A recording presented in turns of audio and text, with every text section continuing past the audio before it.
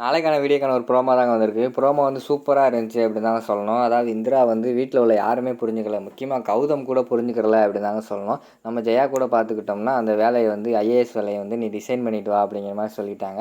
அப்படின்னு தாங்க சொல்லணும். ஆனா கடைசியில பார்த்தா நம்ம காவியா வந்து புரிஞ்சுக்கிட்டாங்க அப்படின்னு தாங்க சொல்லணும். அதெல்லாம் பார்க்கறதுக்கு நம்ம சேனல மட்டும் மறக்காம லைக் அண்ட் சப்ஸ்கிரைப் மட்டும் பண்ணிருங்க. ஃபர்ஸ்ட் எடுத்தோனே இந்திரா வந்து ரொம்ப கவலையோட இருக்கிற மாரி காட்டுறாங்க. அக்கா கூட புரிஞ்சுக்கல. கௌதம் கூட காலையில நம்மகிட்ட வந்து ஒரு வார்த்தை கூட பேசாம போயிட்டான். இங்க என்னடான்னா அத்தை என்னடான்னா என்ன நடந்துச்சுன்னு கூட தெரியாம ஐஏஎஸ் வேலையை விட்டுட்டு வர சொல்லிக்கிட்டு இருக்காங்க. இப்போ நான் என்ன பண்ணுவேன் அப்படின்னு சொல்லிட்டு அவங்க அந்த இடத்துல யோசிச்சு அழுதுகிட்டு இருக்கிற மாதிரி காட்டுறாங்க.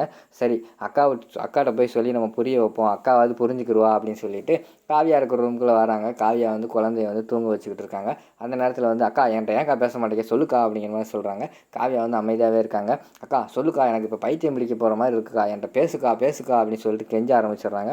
அவங்க வந்து பேசவே மாட்டேங்கிறாங்க. அக்கா உன் காலில் கூட விழுகுறேங்க்கா அப்படின்னு சொல்லிட்டு காலில் கூட விழுகுறாங்க. அமைதியாகவே இருக்கிற மாதிரி காட்டிக்கிட்டு இருக்காங்க. அடுத்து வந்து இந்திரா வந்து சொல்கிறாங்க, அக்கா பேசவே மாட்டியாக்கா, அதையே சொல்லுக்கா. அத்தை என்னடான்னா நான் சொல்கிறத கூட புரியாமல் அவங்க போய் ஐஏஎஸ் வேலையை விட்டுட்டு வர சொல்கிறாங்க. நான் எவ்வளோ கஷ்டப்பட்டேன், எப்படி படித்தேன்னு உனக்கு தெரியுமில்லக்கா. இப்போ ஈஸியாக அந்த வேலையை வேறு விட சொல்கிறாங்க. நான் எப்படிக்கா அந்த வேலையை விட முடியும்?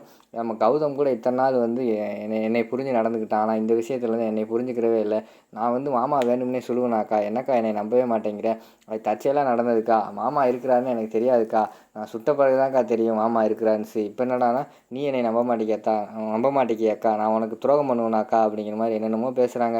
காவியா வந்து அமைதியாகவே இருக்கிற மாதிரி காட்டிக்கிட்டு இருக்காங்க.